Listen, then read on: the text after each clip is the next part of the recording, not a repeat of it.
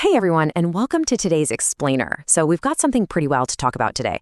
We're going to unpack a cybersecurity reality that's honestly a bit alarming.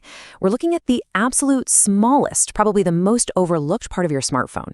It's that one tiny piece you probably literally haven't thought about since the 5 minutes it took to set up your phone. So, let's dive right into this hidden threat that's, well, sitting right there in your pocket. I mean, think about the whole process of getting a SIM card. We go through this rigorous ID verification, right? We hand over our personal info, maybe a photo, and in exchange, we get what we just assume is this completely harmless, passive little piece of plastic with a gold chip. But you know what? That assumption is exactly where the massive vulnerability starts. Because the truth about that tiny chip is way, way more complex than almost any of us realize. See, there's this huge gap between what we think is happening and the actual technical reality. Most of us just treat SIM cards like basic, dumb ID tags. We figure it just tells the network, hey, here's who I am and here's my phone number. But the reality? That tiny chip is actually a highly capable, active mini computer all on its own. It's totally dynamic. So let's define what that actually means for your phone. This little chip is actually running its own complex software. It's got a functioning Java applet and its very own operating system. And why does that matter?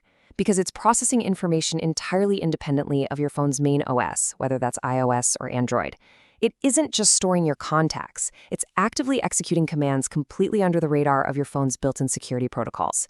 And honestly, that level of autonomous power is a hacker's absolute dream. If it gets into the wrong hands, it opens up a whole new world of vulnerabilities. All right, moving on to Section 1, Hidden Cyber Threats. Let's look at what these silent spies can actually do. So, what happens if a SIM card is manufactured with bad intentions from the get-go? Well, it can silently hijack your entire communication system. A compromised SIM can forward your calls and text messages to a third party, and you would literally never know. It can merge calls, it can trigger actions on your device totally silently. It can even act like a backdoor to install malware straight onto your smartphone.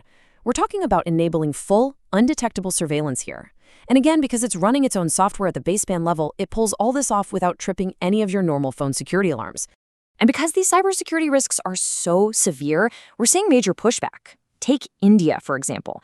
They established a telecom guideline specifically directing operators to avoid using Chinese-manufactured SIMs. The logic is actually pretty straightforward. When hardware has this much raw, hidden power, authorities absolutely have to control where it comes from.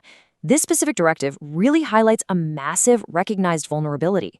On a global scale, we just can't blindly trust foreign manufactured telecom components anymore. Which brings us to Section 2, the supply chain game, and how these rules get bypassed. It is a classic game of cat and mouse.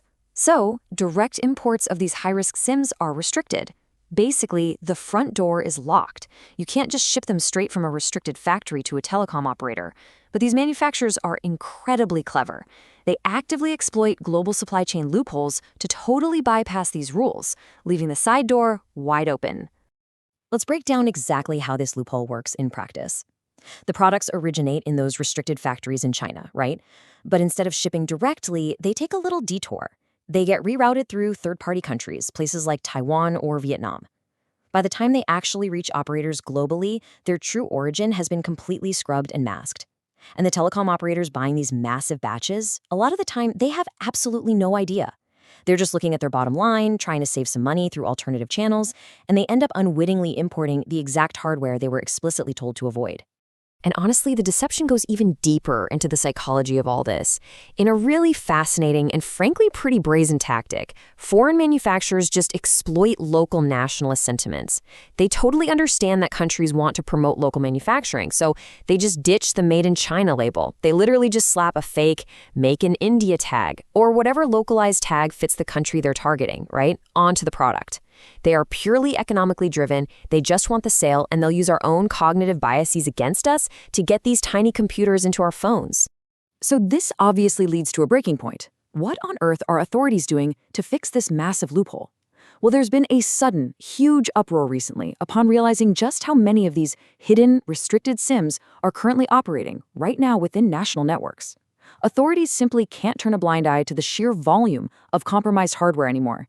They're being forced to take urgent structural action to secure the telecom grid. That takes us to Section 3, the future of eSIM, which is the ultimate solution here.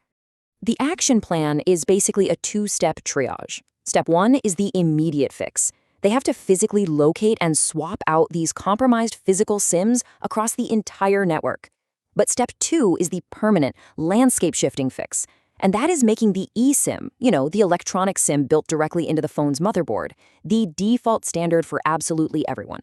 By getting rid of that physical, swappable plastic card entirely, you eliminate the physical supply chain loophole that bad actors were exploiting in the first place. So as we wrap up this explainer, I want to leave you with a pretty provocative thought. Do you truly know where the tiny, invisible components of your everyday devices actually come from? Shifting to eSIMs is going to solve one major structural vulnerability, for sure.